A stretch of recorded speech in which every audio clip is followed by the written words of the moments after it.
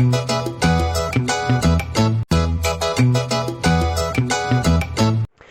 And welcome to DNMIT classes channel. आप सभी लोगों का ढेर सारा स्वागत है हमारे DNMIT क्लासेस चैनल में।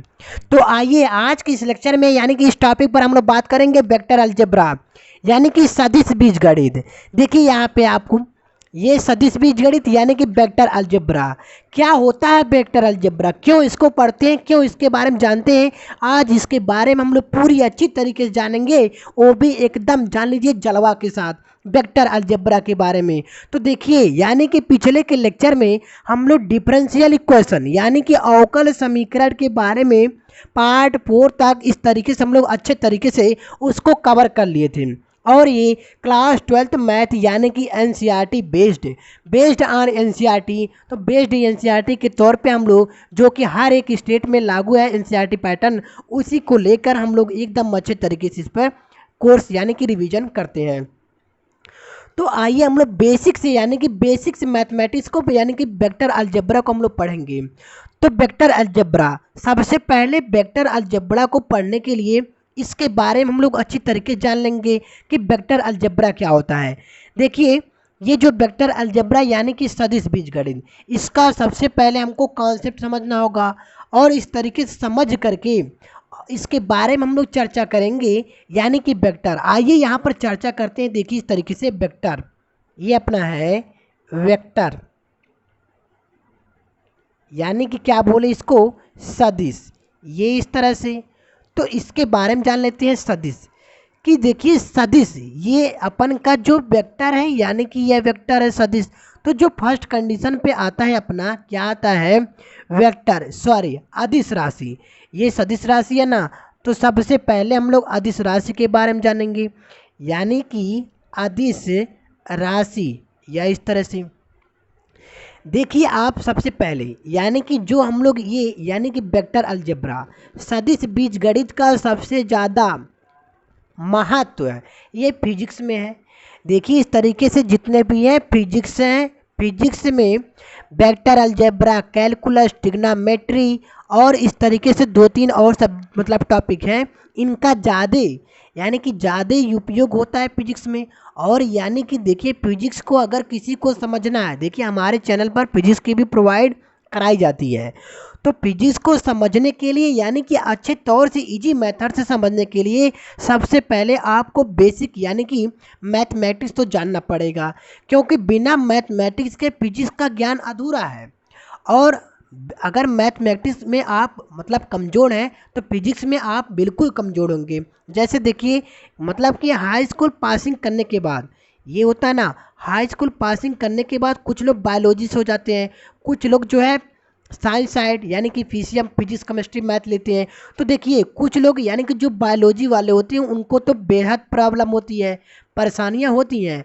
और जो यानी कि जो मैथ साइंस यानी कि साइंस कैटेगरी जो आते हैं, साइंस कैटेगरी को भी होते हैं तो बायोलॉजी से होते हैं अपना, और ये लोग मैथ से होते हैं। तो मैथ्स वाले भी ज़्यादातर हैप्पी होते हैं, लेकिन उनको भी ज़्यादा हैप्पी होने की ज़रूरत नहीं है, क्योंकि देखिए कुछ लोग जो है मतलब वैसे हम पढ़ लेते हैं और उनको भी प्रॉब्लम आगे होने लगती है। तो इस तरीके से देखिए जब फर्स्ट ईयर में सब लोग एडमिशन लेते हैं यानी कि आपने मान लीजिए फर्स्ट ईयर में एडमिशन बायोलॉजी लिया तो कुछ लोग मैथ्स तो लेते नहीं है, इसलिए उनका कॉन्सेप्ट जो है मतलब वो अच्छा नहीं हो पाता है। तो यहाँ पे देखिए यह जो अपना है यानी कि बेसिक मैथमेटिक्स, ये हम लोग मैथमेटिक्स टूल्स के बारे में ये जान लीजिए फिजिक्स का एक क्वांटिटी है, ये जो है फिजिक्स का एक मैथमेटिक्स टूल के स्थान पे इतना जान लीजिए। तो फिजिक्स में जो बायोलॉजी यानी कि फर्स्ट ईयर में जितने लोग बायोलॉजी से एडमिशन लेते हैं तो उनकी मैथ पुअर होती है और वो लोग जो है फिजिक्स में उतना मतलब कमांड नहीं कर पाते हैं। तो यहाँ पर देखिए क्या होता है यानी कि फिजिक्स में समझने के लिए आपको इंटीग्रेशन, समाकलन, अवकलन और ट्रिग्नोमेट्री और वेक्टर अलजेब्रा मतलब इस तरीके सदिश बीजगणित इस तरीके का बहुत सारा उपयोग होता है। तो ये जो वेक्टर अलजेब्रा ये मतलब ये जान लीजिए 100% है वेक्टर अलजेब्रा। कैलकुलस में जितने भी इंटीग्रेशन आते हैं, डिफरेंशिएशन आते हैं, ये सब चीज़, तो ये सब सारे चीज़ों का उपयोग फिजिक्स में है। अभी देखिए जो फर्स्ट ईयर में होते हैं यानी कि मैथ्स कैटेगरी के, तो जो फर्स्ट ईयर यानी कि 11th क्लास में जितने लोग मैथ्स एडमिशन किए होते हैं तो लोग ज़्यादातर हैप्पी होते हैं। लेकिन नहीं, देखिए फर्स्ट ईयर में क्या है यानी कि जब वो लोग फर्स्ट ईयर में जब मैथ्स एडमिशन लेते हैं तो वहाँ पे जब मैथ पढ़ते हैं फर्स्ट ईयर वाले यानी कि 11th क्लास वाले, तो वहाँ पे देखिए 11th क्लास में क्या इंटीग्रेशन के बारे में सिखाया जाता है? नहीं सिखाया जाता, क्योंकि वहाँ पर उसकी जिक्र ही नहीं की गई है। तो जैसे ही यानी कि फर्स्ट ईयर में मैथ पढ़ने के लिए वहाँ पर जिक्र नहीं किया गया है, थोड़ी मोड़ी सी है डिफ्रेंसिएशन की यानी कि अवकलन की है। तो फर्स्ट ईयर यानी कि 11th क्लास में जितने लोग फिजिक्स पढ़ते हैं, तो पहले फिजिक्स का पहले चैप्टर में नहीं, जो दूसरी चैप्टर है वहाँ पे देखिए उसका इंटीग्रेशन इस तरीके का वेक्टर अलजेब्रा, मतलब हर एक चीज़ का वहाँ पर उपयोग किया गया है। तो यानी कि फर्स्ट ईयर में भी सब लोग अच्छे तरीके से नहीं कवर कर पाते हैं। तो हमारा सब लोगों से ये सजेशन है, जो यानी कि इसको जो है वेक्टर अलजेब्रा को, इसको जो है एक मैथमेटिक्स टूल्स के स्थान पे इसको जानिए। जैसे मैथमेटिक टूल्स का मतलब होता है औजार। जैसे किसी मतलब मान लीजिए कोई इंजीनियर है और उसको किसी चीज़ का सेटअप बॉक्स यानी कि मतलब किसी चीज़ की रिपेयरिंग करना है, तो रिपेयरिंग करने के लिए उसको औजार चाहिए ना, टूल्स चाहिए ना, तो वही होता है टूल्स। अगर या जानिए उसके पास टूल्स नहीं है, तो वह उस तरीके से उसका रिपेयरिंग अच्छे तरीके से नहीं कर सकता है। तो ये यानी कि अपने पास टूल्स होना बहुत ज़रूरी है। तो ये यानी कि ये जान लीजिए एक तरीके से वेक्टर, ये एक तरीके से नहीं ये है, यानी कि वेक्टर अलजेब्रा सदिश बीजगणित जो हम यहाँ पर आपको बताने वाले हैं, तो ये फिजिक्स में यानी कि 100% इसका कमांड बनता है। तो आइए इसके बारे में जानते हैं। देखिए वेक्टर वेक्टर क्या होता है, तो सबसे पहले जान लेते हैं अदिश राशि, जिसको बोलते हैं स्केलर क्वांटिटीज। क्या बोलते हैं? Scalar quantities. इस तरीके से SCALAR स्केलर क्वांटिटीज आप इस तरीके से, तो स्केलर क्वांटिटीज क्या होता है इसमें देखिए, स्केलर क्वांटिटी में यानी कि अदिश राशि में केवल मैग्नीट्यूड होता है। अब ये जानिए कि मैग्नीट्यूड क्या है। जैसे आप अपन ये जानेंगे कि मैग्नीट्यूड, मान लीजिए हमको शुगर लेना हुआ यानी कि शक्कर लेना हुआ, तो उसका कुछ मैग्नीट्यूड होगा ना कि हमको कितना केजी चाहिए, 10 केजी चाहिए या 5 केजी चाहिए। जो उसका यानी कि मेजरमेंट होगा यानी कि क्वांटिटीज होगा, मैग्नीट्यूड होगा, परिमाण होगा, उसी को बोलते हैं अदिश राशि। क्या बोलते हैं?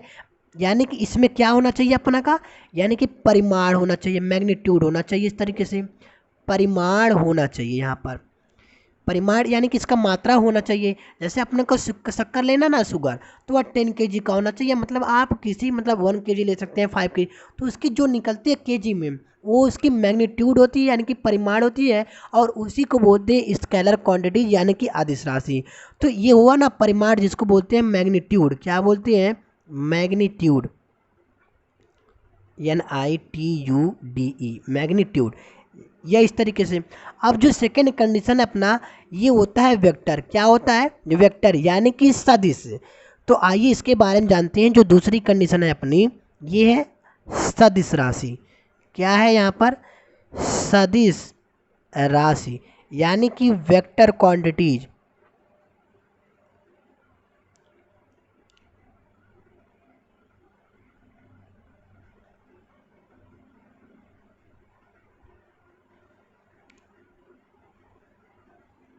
क्वांटिटी, QUENTITIES क्वांटिटी यानी कि अदिश राशि। और जो अदिश राशि होता है यानी कि उसमें जो है परिमाण एवं यानी कि मैग्नीट्यूड एंड डायरेक्शन दोनों होना चाहिए। जैसे हमको मान लीजिए किसी में, ये इस तरीके से देखिए आप यहाँ पर, ये इस तरीके से आप इसको जानिए कि इसमें क्या होना चाहिए, परिमाण एवं दिशा, ये दोनों इसमें आवश्यकता है। ये इस तरीके से, तो इसमें परिमाण एवं दिशा दोनों होना जरूरी है, इस तरीके से। और तीसरा जो होता है यानी कि देखिए पहला हमने क्या जाना, अदिश राशि, और दूसरा जाना सदिश राशि, और तीसरा भी होता है एक प्रदिश। क्या होता है? एक होता है प्रदिश राशि। ये आप इसके बारे में जानिए इस तरीके से कि अपने का क्या है यहाँ पर, ये है प्रदिश राशि यानी कि इसको बोलते हैं टेंसर क्वांटिटीज। क्या बोलते हैं? Tensor quantities.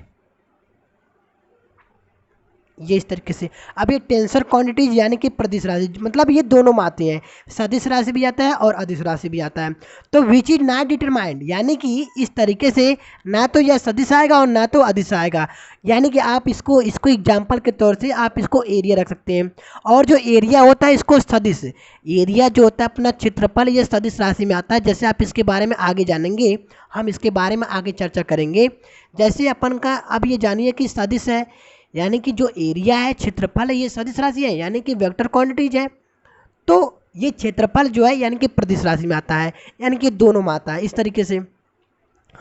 तो आप इसको एग्जाम्पल के तौर पे रख सकते हैं। और आप यानी कि आप इसको जानिए, जो इलेक्ट्रिक करंट होता है यानी कि विद्युत धारा, तो विद्युत धारा जो है एक दिशा की तरफ प्रवाहित होती है ना, लेकिन नहीं, उस विद्युत धारा को जो है सदिश राशि में न रखते हुए उसको जो है अदिश राशि में रखा जाता है। तो आप ये देखिए नोट फाइल इसको आप कर सकते हैं, नोट में आप इसको लिख सकते हैं कि जो विद्युत धारा होता है, क्या होता है, विद्युत धारा, ये जो है अपना क्या है, एक अदिश राशि है। ये इस तरीके से देखिए, यहाँ पर ये बेसिक मैथमेटिक्स टूल्स है फिजिक्स के लिए। और यहाँ पर देखिए ये तो हम लोग पढ़ ही रहे हैं वेक्टर अलजेब्रा के लिए। तो आइए अब हम लोग जानेंगे इसके बारे में वेक्टर, कि वेक्टर अलजेब्रा के बारे में चर्चा हो रही है यानी कि सदिश बीजगणित। तो आइए वेक्टर के बारे में जानते हैं इस तरीके से कि वेक्टर होता क्या है, यानी कि वेक्टर को रिप्रेजेंटेशन किस तरीके से करते हैं। तो VECTOR वेक्टर की स्पेलिंग है ना, ओ है सब में। तो इस तरीके से वेक्टर VECTOR यानी कि सदिश, क्या है, सदिश। तो आइए यानी कि इसके बारे में जान लें अपन वेक्टर। तो आइए इसको रिप्रेजेंटेशन किस तरीके से करेंगे, यानी कि इसका निरूपण, इसको प्रदर्शित किस तरीके से करते हैं। सबसे पहले यह तो जानना है ना बेसिक में, तो अपने को यहाँ पे जानना क्या है, देखिए इस तरीके से कि रिप्रेजेंटेशन,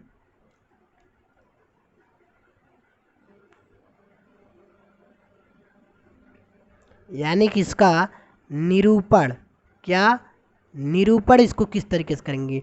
तो देखिए वेक्टर यानी कि वेक्टर को प्रदर्शित करने के लिए आपको इस तरीके का चिन्ह आता है, यानी कि देखिए इस तरीके से यह ए, और इस पर जो है एरो लगा देंगे। जो एरो लगाएंगे यही वेक्टर के फॉर्म में, यानी कि यह वेक्टर के रूप में है, तो इसको क्या पढ़ेंगे, वेक्टर ए। और इस तरीके से आप भी प्रदर्शित कर सकते हैं इस तरीके से। एंड जो दूसरी कंडीशन आती है, तीसरी कंडीशन, इसको थोड़ा सा गाढ़ा कर देंगे और इसको वेक्टर के रूप में पढ़ेंगे। तो अपने पास क्या मिला, देखिए तीन कंडीशन में वेक्टर अपने को जो है लिखने को मिला, यानी कि समझने को मिला। तो आप तीनों में से कोई भी वेक्टर को लेकर के जो आसान बने उस तरीके से उसको प्रदर्शित कर सकते हैं। यानी कि देखिए इस तरीके से आपको कहीं बहुत कम ही मिलेगा, जो आप हायर क्लास में पढ़ेंगे तो इस तरीके से मिलता है आपको यहाँ पर प्रदर्शित करने के, तो आप वहाँ पर बेझिझक समझ सकते हैं। तो इस तरीके से, और ज़्यादातर देखिए आसान कौन सा बनता है, ये बनता है, ये यानी कि तीसरा वाला ऐसे इसको करो और यहाँ पर रेखा खींचो, ये वेक्टर बन गया, यानी कि वेक्टर के फॉर्म में हो गया। और यह जो है यानी कि इस पर रेखा बनाओ, इस तरीके से सजाओ और इसको थोड़ा गाढ़ा करो, यानी कि इस दोनों में प्रॉब्लम, यानी कि जो आसान तौर पे बने उसको आप वेक्टर के रूप में कर सकते हैं। अब आप देखिए, यानी कि ये तो पहला हो गया, इसके बारे में हम लोग समझ लिए। और दूसरा कंडीशन क्या है, पोजीशन वेक्टर, यानी कि स्थिति सदिश। दूसरा कंडीशन क्या है अपने पास, पोजीशन वेक्टर,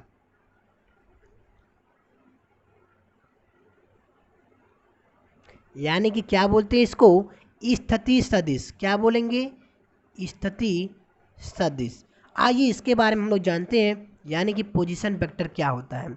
तो देखिए यानी कि कोई अपना ये देखिए आप इस तरीके से, कोई अपना ये ओरिजिन पॉइंट है यानी कि मूल बिंदु, और यहाँ से जो है ये सपोज कीजिए एक रेखा यहाँ से गई, यानी कि एक डायरेक्शन यहाँ से बनाएगी, और ये आप ओ कीजिए और इसको आप ए लीजिए और इसकी डायरेक्शन इधर है। इस तरीके से यहाँ से कोई बिंदु जा रही है ना, और दूसरी कंडीशन आप यहाँ से ले लीजिए ये वाला, और ये इधर गया, और तीसरी कंडीशन आप बीच से ले लीजिए, यानी कि इस तरीके से।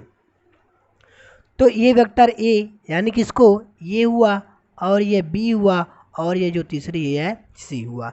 अब ये जो अपनी ये क्या है, ये ओ, यानी कि ओ से होता है ओरिजिन, ORIGIN, ओरिजिन मीन्स होता है क्या, मूल बिंदु।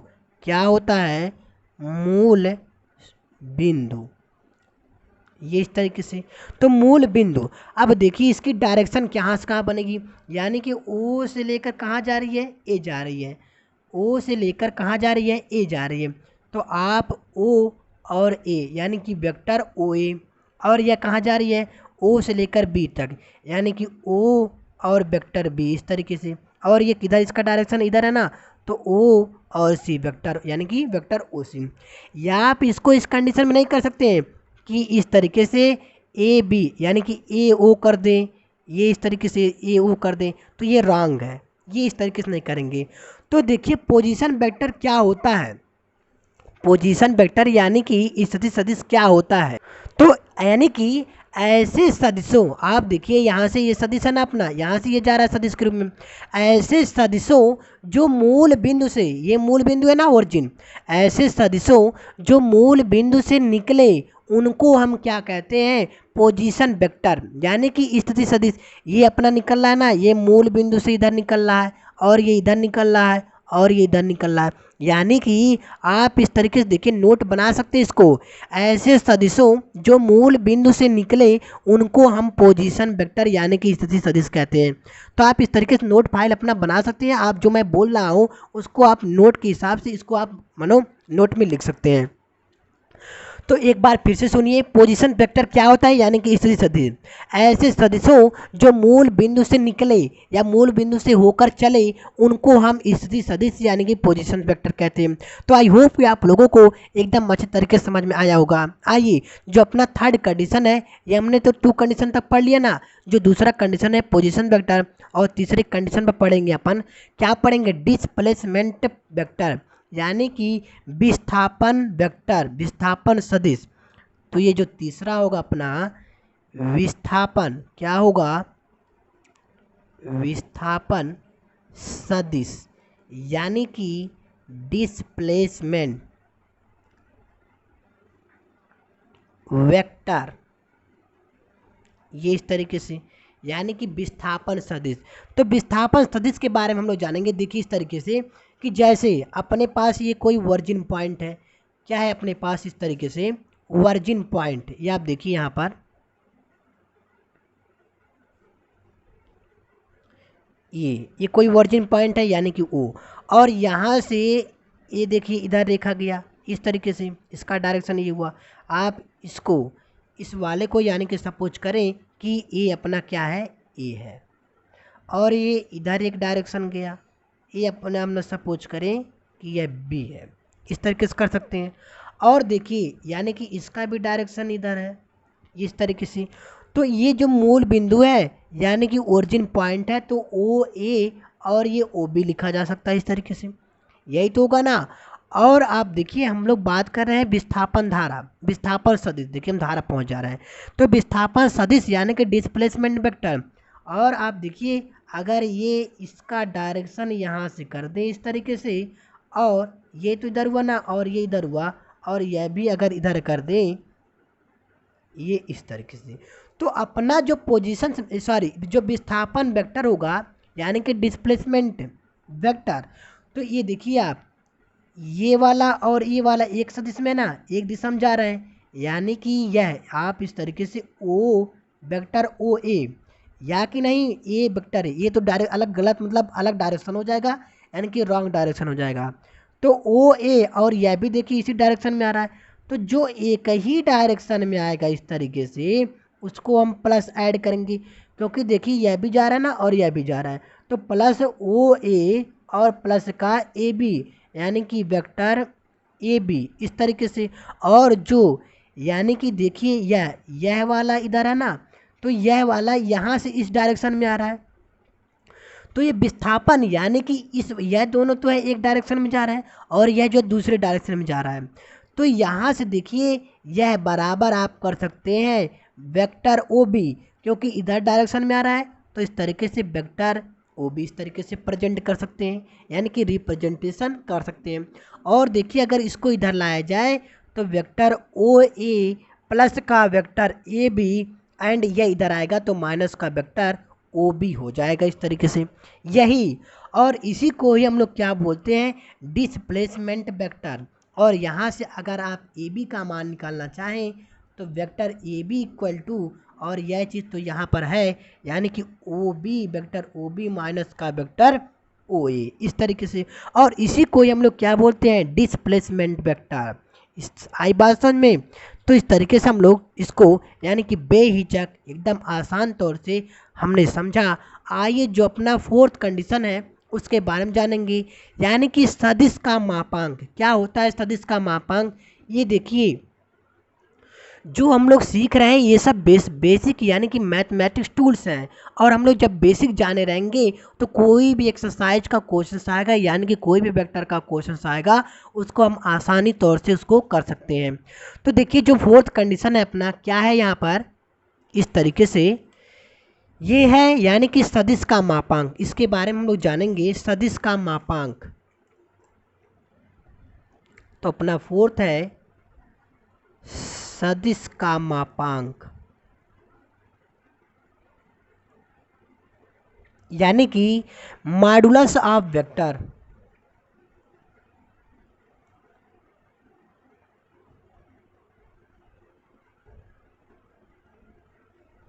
वेक्टर्स, ठीक ना। तो मॉडुलस ऑफ वेक्टर, देखिए मॉडुलस ऑफ वेक्टर जैसे कि ये यहाँ पर यानी कि मॉडुलस का मतलब होता है मॉड, ये वेक्टर मॉड ऑफ वेक्टर है, इसको क्या पढ़ेंगे, मॉड ऑफ वेक्टर है, यानी कि मॉड ऑफ ये वेक्टर है, इस तरीके से इसको पढ़ा जाता है। इसको यानी कि मॉड ऑफ वेक्टर ए, और जो यह यानी कि इससे बाहर आएगा तो यह वो ए होगा, यह जो है ए होगा अपना, यह एक स्केलर क्वांटिटी यानी कि यह एक अदिश राशि होगा। तो इस तरीके से जैसे अपन जाने कि किसी भी सदिश का मापांक अदिश होता है, जैसे ये अपना मॉडुलस में ना मापांक में, तो किसी भी सदिश का मापांक आप इसको जाने आसानी तौर से कि ये जो मापांक है मापांक, और मापांक से जब बाहर निकलेगा तो उसका मान जो है अदिश में होगा। आप इसको इस तरीके से प्रदर्शित कर सकते हैं कि किसी भी सदिश का मापांक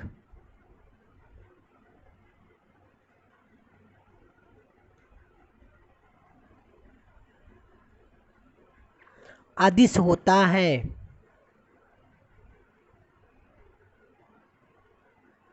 अदिश होता है यानी कि जैसे आप फॉर एग्जांपल में अगर देखें, जो माड का होता है यानी कि माड -3, और ये जब बाहर आता है यानी कि ये प्लस का 3 होता है, और यह जो होता है 3 यानी कि कोई भी नंबर हो तो वह स्केलर क्वांटिटीज में आएगा यानी कि अदिश राशि में आएगा।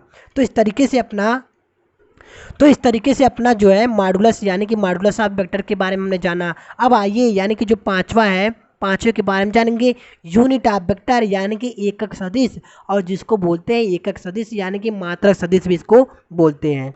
तो यूनिट वेक्टर यानी कि एकक सदिश, एकक सदिश को बोलते भी हैं मात्रक सदिश। तो मात्रक सदिश यानी कि एकक सदिश के बारे में हम लोग जानेंगे।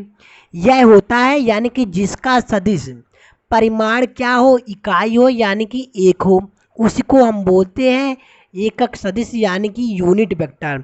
आप इस तरीके से इसका डिफिनेशन जान सकते हैं, यानी कि जिसका सदिश परिमाण इकाई हो, जिसका सदिश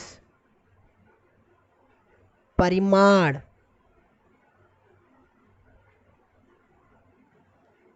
इकाई हो, इस तरीके से।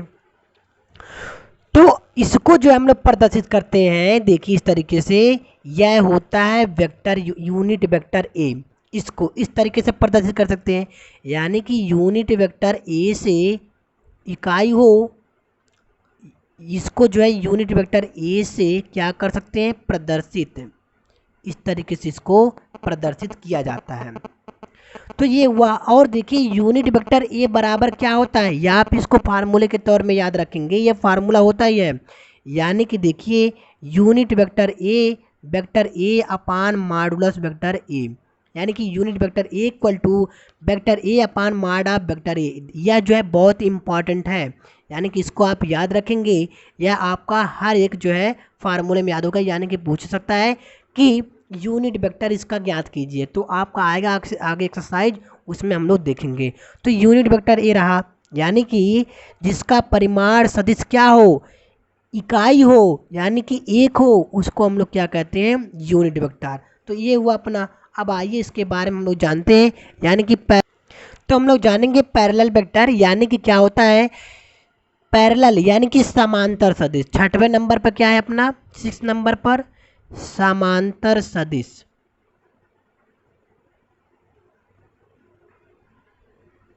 यानी कि पैरेलल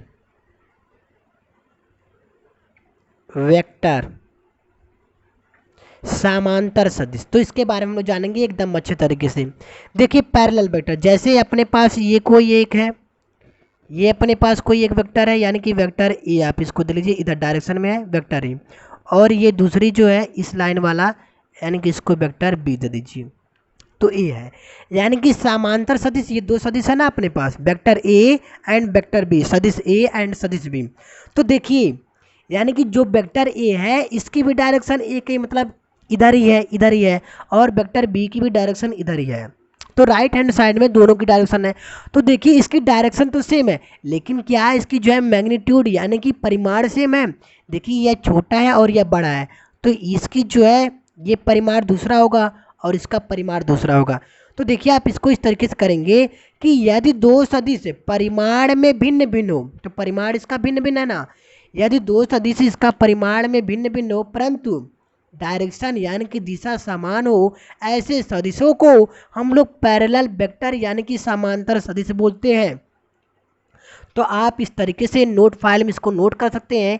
यदि दो सदिश परिमाण में क्या हो, अलग अलग हो, यदि दो सदिश परिमाण यानी कि मैग्नीट्यूड में भिन्न भिन्न हो या अलग अलग हो, भिन्न भिन्न हो या अलग अलग हो, परंतु किंतु या एवं जो भी आप लिखें, यदि दो सदिश परिमाण में भिन्न भिन्न हो एवं दिशा क्या हो, समान हो, एवं डायरेक्शन इज इक्वल, एवं दिशा समान हो, क्या हो, समान हो, ऐसे सदिशों को हम लोग क्या कहते हैं, समांतर सदिश यानी कि पैरेलल वेक्टर। इस तरीके से यानी कि देखिए if two vector are equal in direction, यानी कि दो वेक्टर दो सदिश क्या हो, समान हो, एक ही दिशा में हो, बट डिफरेंट इन मैग्नीट्यूड, यानी कि उनकी जो है परिमाण क्या हो, डिफरेंट मीन्स अलग अलग हो, देन दे आर कॉल्ड, क्या बोलते हैं उसको, वेक्टर यानी कि पैरेलल वेक्टर। क्या बोलेंगे, if two vector are equal in direction but different in magnitude then they are called parallel vector. So क्या बोलेंगे इसको, समांतर सदिश। आई बात समझ में। तो आइए इसको यानी कि एग्जाम्पल के तौर पे इसको समझें। जैसे यह वेक्टर ए है and equal to lambda and into vector B. जो यहाँ पर लेमडा है यह एक जो है अचर वैल्यू है, यानी कि यह जो है एक अचर क्वांटिटीज यानी कि अचर राशि है। तो इसको यानी कि आप इसको जैसे ए वेक्टर ए इक्वल टू इसके लेमडा के स्थान पर कुछ भी आ सकता है, 3 आ सकता है, इस तरीके से कुछ भी आ सकता है। तो इसको इस तरीके से आपको फार्मूले की, यह भी एक फार्मूला है, यानी कि जो पैरेलल वेक्टर है आप आगे यानी कि जो एक्सरसाइज करेंगे उसमें आपको देखने को मिलेगा, तो अब आपको समझ में आएगा। तो आइए और जो आगे अपन का इक्वल वेक्टर यानी कि क्या है, समान सदिश, जो 7वें नंबर पर है, इस तरीके से इक्वल वेक्टर यानी कि क्या है, समान सदिश, इक्वल वेक्टर। समान सदिश क्या होता है, देखिए इसके बारे में हम लोग जान लें कि इक्वल वेक्टर यानी कि समान सदिश। आइए इसके बारे में जानते हैं। जैसे ए अपने पास कोई एक लाइन है यानी कि एक डायरेक्शन इधर है, यह वेक्टर ए, और दूसरा भी इसी लाइन का यानी कि ए इतना ही बड़ा यह भी है, तो यह है अपने पास वेक्टर बी। अब देखिए यानी कि परिमाण यानी कि मैग्नीट्यूड भी दोनों का बराबर ही है बट डायरेक्शन भी बराबर है, तो ऐसे वेक्टर को समान वेक्टर यानी कि इक्वल वेक्टर, समान सदिश बोलेंगे। तो आइए यानी कि जैसे इसको यह vector A equal to vector B, क्योंकि वेक्टर ए के बराबर वेक्टर बी है, तो हर समान आप इस तरीके से इसको कर सकते हैं कि देखिए वेक्टर ए के बराबर वेक्टर बी है ना, तो यह जो है देखिए जो जिनका परिमाण भी सेम हो और डायरेक्शन भी सेम हो यानी कि दिशा भी सेम हो, ऐसे लोगों को यानी कि ऐसे सदिशों को इक्वल वेक्टर कहेंगे। इफ टू, देखिए आप इस तरीके से, if two or more than two vectors, यानी कि दो से अधिक, दो भी हो सकता है, दो से ज़्यादा भी हो सकता है, तो दो या दो से अधिक सदिशों यानी कि जिनका डायरेक्शन भी सेम हो एंड मैग्नीट्यूड भी सेम हो, in magnitude and direction also they are called equal vector. इस तरीके से तो आई होप कि आप लोगों को इक्वल वेक्टर भी एकदम इजी तरीके से समझ में आया होगा। अब आइए हम लोग आगे बढ़ते हैं। नंबर 8, यानी कि टाइप्स ऑफ वेक्टर, वेक्टर 8 के बारे में हम लोग जानेंगे वह क्या है। तो ये है नंबर 8 यानी कि विपरीत सदिश। क्या है विपरीत सदिश? यानी कि अपोजिटिव वेक्टर। अपोजिटिव वेक्टर देखिए क्या जानते हैं हम लोग इसके बारे में। तो इसके बारे में देखिए यानी कि अपोजिशन जिसको बोलते हैं अपोजिटिव यानी कि विपरीत सदिश क्या होता है। जैसे अपने पास कोई एक वेक्टर है ये इस तरीके से, और यह यानी कि वेक्टर ए है और मतलब इसी लंबे मतलब इसी लेंथ का इसी लंबाई का ये अपने पास, और इसका डायरेक्शन इधर है यानी कि यह क्या हुआ वेक्टर बी। तो देखिए यानी कि जिनका मैग्नीट्यूड क्या हो सेम हो और उनका डायरेक्शन क्या हो अलग अलग हो, यानी कि एक दूसरे से विपरीत हो, यानी कि एक दूसरे से उल्टे हो, ऐसे सदिश को हम लोग विपरीत सदिश यानी कि अपोजिटिव वेक्टर बोलते हैं इस तरीके से। तो if the direction of two vector are just opposite of vector, यानी कि इस तरीके से वेक्टर ए इक्वल टू, और ये हमने वेक्टर बी लिखा था ना यहाँ पर, और यह यानी कि एक दूसरे से उल्टे हैं तो माइनस का वेक्टर बी। इस तरीके से ये आई बात समझ में। तो इस तरीके से देखिए, और आप देखिए कि अपोजिटिव वेक्टर में अपोजिशन वेक्टर में अपने को जो यानी कि एक दूसरे पर ये मान लीजिए कोई एक लेंथ है और यहाँ पर एक डायरेक्शन इधर चल रहा है, यानी कि ये डायरेक्शन मान लीजिए ये वेक्टर ए है और इधर का डायरेक्शन एक डायरेक्शन इधर जा रहा है यानी कि वेक्टर बी, और जो इनके बीच में जो एंगल बनता है यानी कि यहाँ पर ये जो है बहुत अच्छी बात है कि 180 डिग्री, ये बहुत अच्छी बात है हमने कि यहाँ पर जान लिया कि भैया 180 डिग्री यहाँ पर कोण बनता है, यानी कि एक दूसरे के विपरीत सदिश के बीच में बना एंगल कितने अंश का होता है 180 डिग्री का होता है। तो इस तरीके से, और आज के इस लेक्चर में हम लोग जो लास्ट का वेक्टर सीखेंगे टाइप्स ऑफ वेक्टर के बारे में वह होगा शून्य सदिश यानी कि जीरो वेक्टर, और जिसको बोलते हैं नल वेक्टर। आइए इसके बारे में, ये आज का लास्ट टॉपिक है, और उसके बाद हम लोग आगे यानी कि एडिशन ऑफ वेक्टर सदिशों के योग के बारे में जानेंगे एकदम अच्छे तरीके से। तो आज के इस टॉपिक में हम लोग लास्ट वेक्टर के बारे में चर्चा कर रहे हैं। यहाँ पर देखिए इस तरीके से कि जी हाँ, तो शून्य सदिश यानी कि जीरो वेक्टर। तो देखिए शून्य सदिश के बारे में हम लोग जान रहे हैं जीरो वेक्टर, यानी कि इसका जो है मैग्नीट्यूड यह तो जीरो होगा ना, यानी कि ये पॉइंट से स्टार्ट होगा, तो इसी को बोलते हैं शून्य सदिश। देखिए लेकिन इसका दिशा क्या होता है यानी कि इसका जो है जो पॉइंट होगा, पॉइंट की स्टार्टिंग होगी, जैसे अगर हम यहाँ से इस पॉइंट को लेकर यहाँ पर देखिए आप इस पॉइंट को लेकर और हम लोग रेखा बढ़ाएंगे ना तो पॉइंट से स्टार्ट होती है यानी कि इस डायरेक्शन में, तो इसका डायरेक्शन हुआ ना, तो इसका देखिए यानी कि शून्य सदिश का परिमाण क्या होता है, परिमाण यह तो जीरो होता है, लेकिन इसका क्या होता है इसमें दिशा होता है। ऐसे सदिशों को हम लोग शून्य सदिश कहेंगे यानी कि जीरो वेक्टर। और आप देखिए कि किसी का भी यानी कि परिमाण जीरो, देखिए ऐसा तो कोई संभव नहीं है कि किसी का भी परिमाण जीरो हो, यानी कि उसकी जो है मैग्नीट्यूड कुछ ना कुछ होती है, यानी कि वह जान लीजिए कि वह नहीं के बराबर होती है, लेकिन होती है तो उसको नहीं के रूप में मान लिया जाता है। जैसे ऐसा कुछ है नहीं कि ब्रह्मांड में कि उसका कुछ मैग्नीट्यूड नहीं हो, हर एक चीज़ का मैग्नीट्यूड है, लेकिन वह जो है कुछ नहीं के बराबर होता है, इसलिए हम लोग उसका जीरो मान लेते हैं यानी कि नहीं के बराबर मान लेते हैं। तो इस तरीके से देखिए, और वह जो है एक पॉइंट है, यानी कि एक पॉइंट ही एक मेन चीज़ है जो क्या है पॉइंट यानी कि बिंदु, क्या है बिंदु ही है जिसका परिमाण क्या होता है जीरो, परंतु इसमें क्या होता है जी इसका दिशा होता है। यह एक जो है कॉम्पिटिटिव के क्वेश्चंस पे आ सकता है कि एक ऐसा शून्य सदिश के एग्जाम्पल के तौर में कि जिसका डायरेक्शन होता है बट मैग्नीट्यूड नहीं होता है, वह एग्जाम्पल के तौर पे क्या है पॉइंट है यानी कि बिंदु है। तो इस तरीके से आई होप कि आप लोगों को एकदम अच्छे तरीके से समझ में आया होगा। अब हम मिलते हैं कल के लेक्चर में, यानी कि एडिशन ऑफ वेक्टर सदिशों के योग के बारे में हम लोग जानेंगे एकदम अच्छे तरीके से। ओके, तो मिलते हैं कल के लेक्चर में। ओके, थैंक यू धन्यवाद। ओके।